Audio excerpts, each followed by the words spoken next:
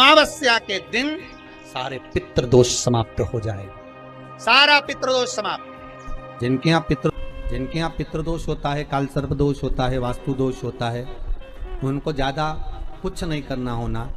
महाराज एक बेल का फल लीजिए। क्या लेना है? बेल का फल, बेलपत्री का जो फल होता है उसको ले लो।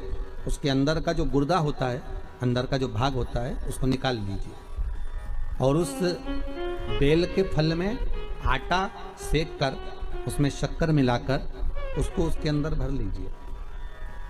अमावस्या के दिन सुबह 10 बजे से पहले उस बेल फल में जिसमें तुमने पंजेरी भरी है, आटा सेक कर भरा है शक्कर के साथ में, उसको अपने घर में घुमाने के बाद में जिसको काल सर्प दोष बताया है, पितृदोष बताया है या वास्तु दोष का स्मरण बताया है, घर में सब दूर घुमाकर अपने परिवार का हाथ का स्पर्श कराकर पीपल के पेड़ के नीचे खड्डा खोदकर उस बेलपत्र के उस फल को दाब दीजिए।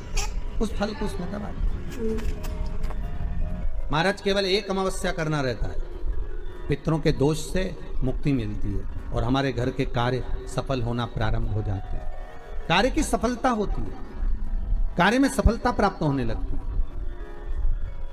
अमावस्या के दिन दोष काल में, प्रदोष के समय पर, प्रदोष काल में शाम के समय पर जाकर किसी भी नदी, तालाब, बावड़ी, कुआं, कहीं ना कहीं जो आपके पास में हो, वहां पर एक घी का दिया, बत्ती का मुंह दक्षिण की ओर कर अवश्य जला कर आ जाना। सारे पितृदोष समाप्त हो जाएगा, सारा पितृदोष समाप्त। अमावस्या के दिन किसी भी जलाशय के पास में, नदी, तालाब, बावड़ी, कुआं, जो आपके शहर में, आपके गांव में, आपके नगर में हो, वहां जाकर लगा दे। पाप करते हैं जवानी में, झूठ बोलते हैं जवानी में, कपट करते हैं जवानी में, बेईमानी करते हैं जवानी में, और उस पाप को धोने का प्रयास कब करते हैं कि बुढ़ापा आएगा तब तीर्थ जाएंगे, बुढ़ापा आएगा तब भगवान का भजन करेंगे, बुढ़ापा आएगा तब भगवत नाम लेंगे, बुढ़ापा आएगा तब भगवान का स्मरण करेंगे।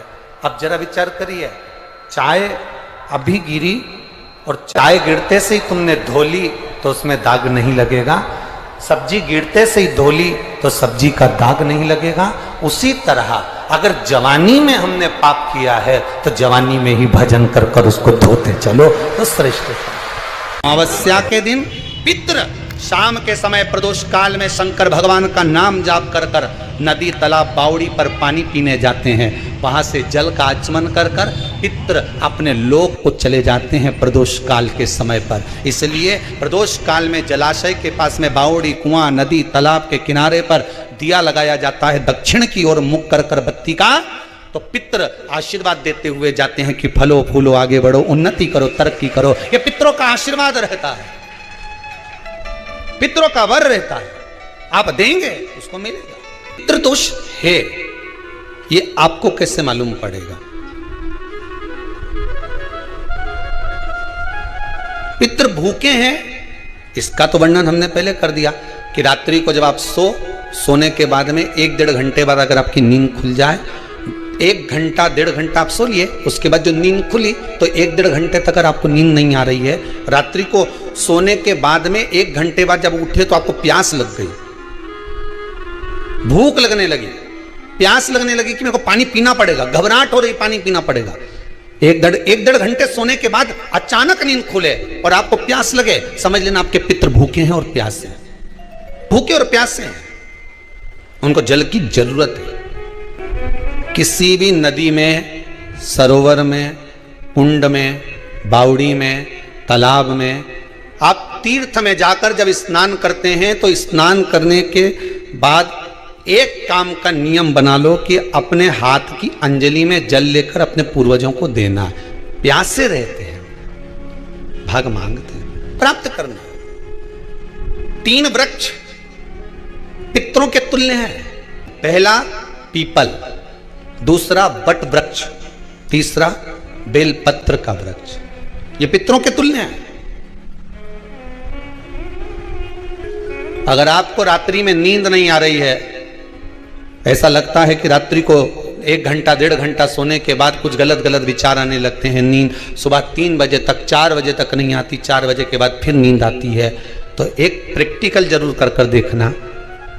एक प्रैक्टिकल करने में क्या जाता है, प्रयास करने में क्या कुछ जाता है क्या?